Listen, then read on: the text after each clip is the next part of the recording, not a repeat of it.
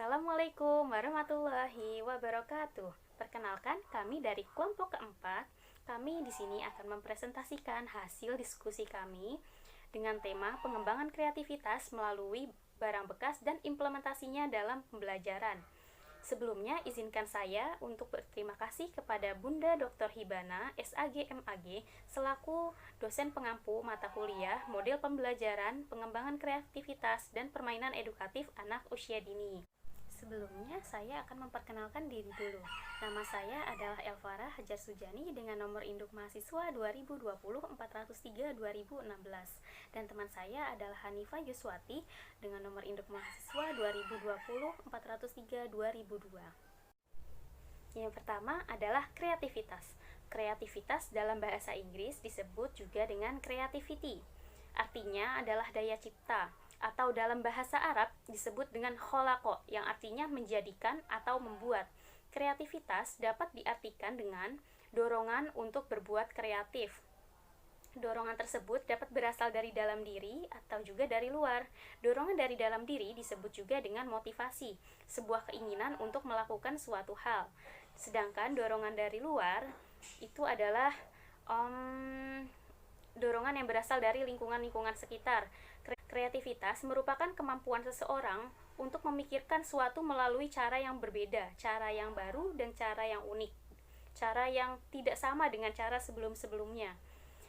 Melihat adanya perkembangan zaman yang semakin cepat ini, kreativitas haruslah dikembangkan oleh orang tua dan juga pendidik sejak dini melalui beragam proses pembelajaran yang menstimulasi anak agar anak dapat berpikir secara kreatif.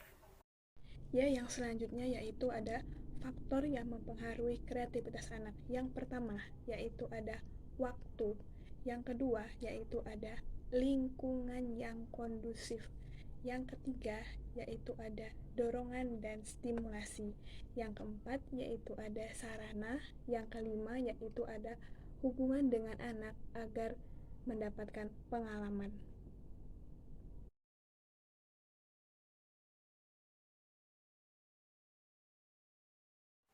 Apakah teman-teman tahu?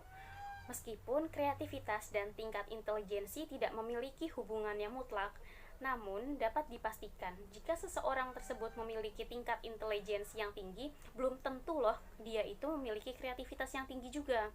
Namun, jika seseorang tersebut memiliki kreativitas yang tinggi, dapat dipastikan kalau orang tersebut adalah orang yang cerdas.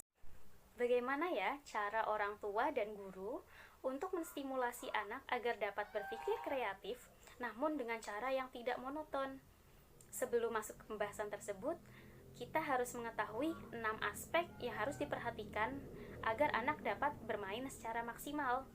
Aspek yang pertama adalah waktu, yang kedua adalah energi, yang ketiga adalah alat permainan, yang keempat adalah teman bermain, yang kelima adalah ruangan untuk bermain, dan yang keenam adalah cara bermain. Keenam aspek tersebut saling berkaitan satu dengan yang lainnya. Seperti yang kita ketahui, untuk dapat bermain secara maksimal, untuk dapat melakukan suatu kegiatan, kita memerlukan energi, dan energi ini didapat jika kita memiliki waktu istirahat yang cukup. Kemudian, kita juga harus memperhatikan apa yang dimakan anak. Apakah makanan tersebut bergizi? Apakah kalorinya cukup untuk anak? Nah, jika hal-hal tersebut sudah terpenuhi, kita dapat masuk ke dalam aspek yang selanjutnya, yaitu alat yang digunakan untuk bermain. Alat-alat tersebut harus kita usahakan agar aman dan tidak membahayakan anak. Alat permainan tersebut juga harus menstimulasi anak agar dapat berpikir untuk kreatif. Selanjutnya, teman bermain. Teman bermain dapat memberikan dampak yang berbeda untuk anak. Apakah anak tersebut bermain sendiri? Apakah anak tersebut bermain dengan orang tuanya? Atau dengan teman sebayanya? Atau dengan yang lebih kecil? Perbedaan teman bermain dapat memberikan hasil yang berbeda-beda kepada anak. Kemudian adalah ruangan bermain. Orang tua atau guru harus mendesain ruangan tersebut agar aman dan nyaman digunakan oleh anak. Dan yang terakhir adalah cara bermain. Tentunya anak harus dikenalkan bagaimana sih cara bermain permainan ini, bagaimana sih cara menggunakannya. Hal tersebut dilakukan agar anak mengetahui runtutan-runtutan yang harus ia lakukan saat ia bermain. Nah, setelah keenam aspek tersebut terpenuhi, baru nih orang tua dan guru dapat mengajak anak untuk bermain secara kreatif.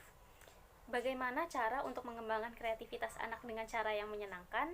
Yang pertama, orang tua ataupun guru dapat mengajak anak untuk menciptakan hasta karya atau menciptakan produk.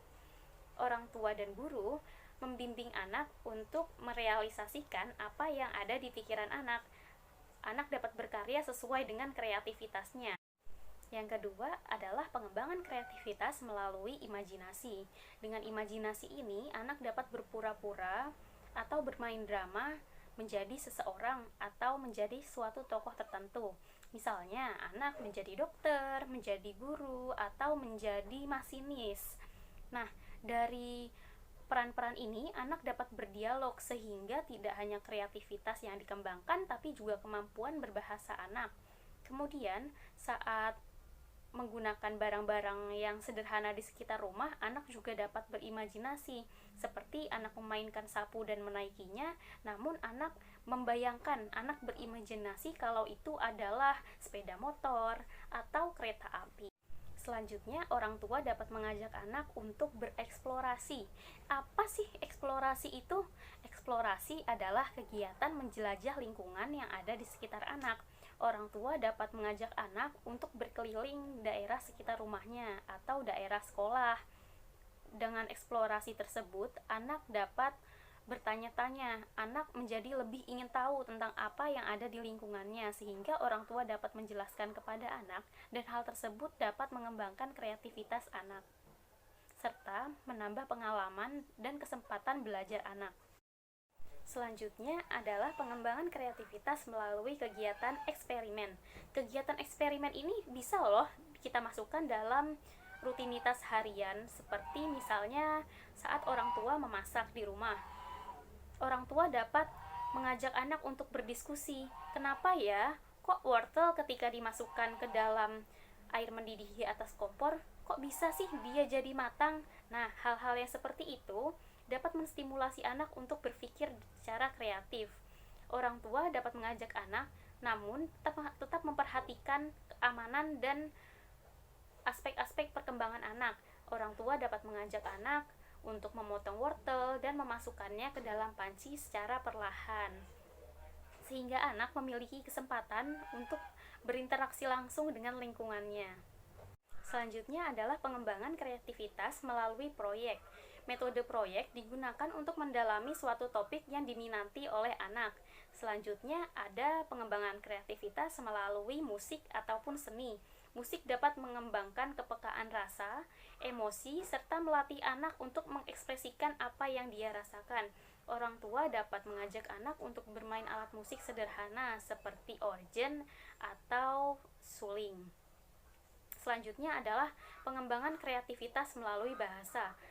Sederhananya, orang tua dapat mengajak anak untuk berkomunikasi dalam kegiatan sehari-hari.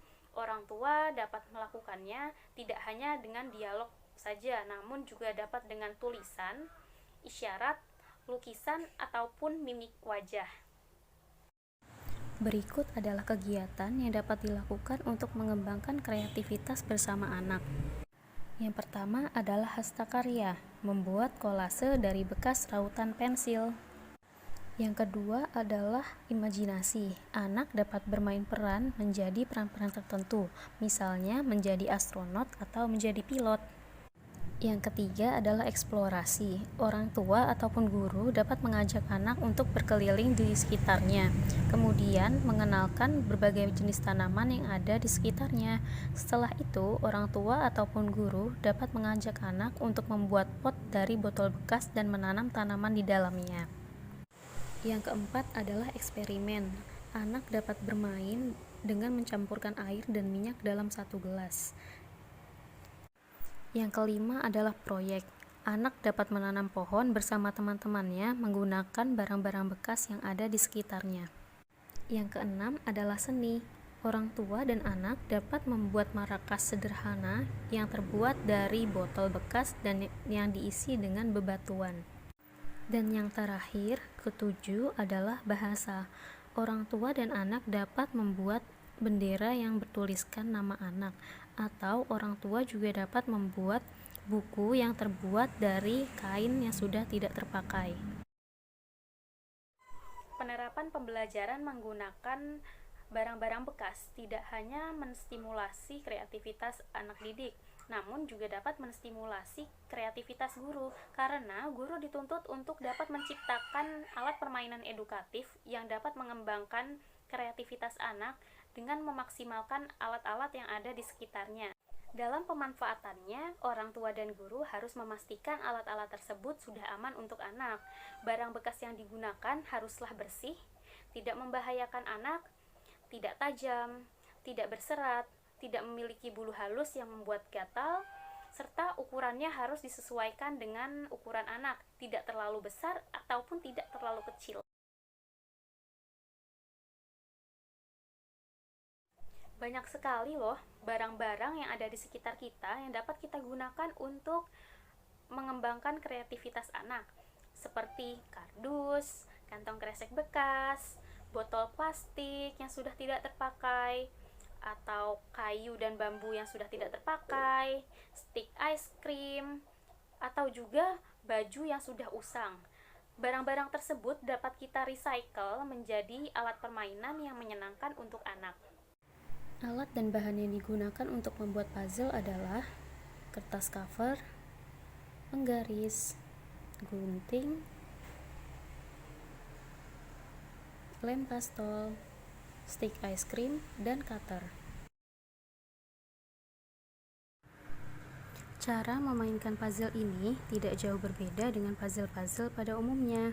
Kita hanya perlu menyusun puzzle sesuai dengan pola dan juga mencocokkannya dengan angka yang sesuai hingga membentuk suatu gambar yang sempurna.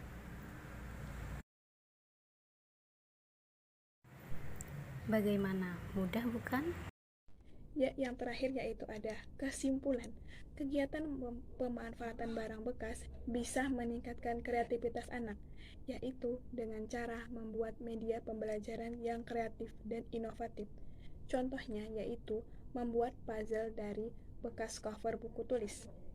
Proses pembelajaran dengan barang bekas yaitu guru membuat kegiatannya menarik agar anak terdorong menggunakan inisiatifnya dalam membuat hasil karya dan membebaskan anak dalam mengemukakan pendapatnya dan juga dalam kegiatan merawatkan barang bekas tersebut.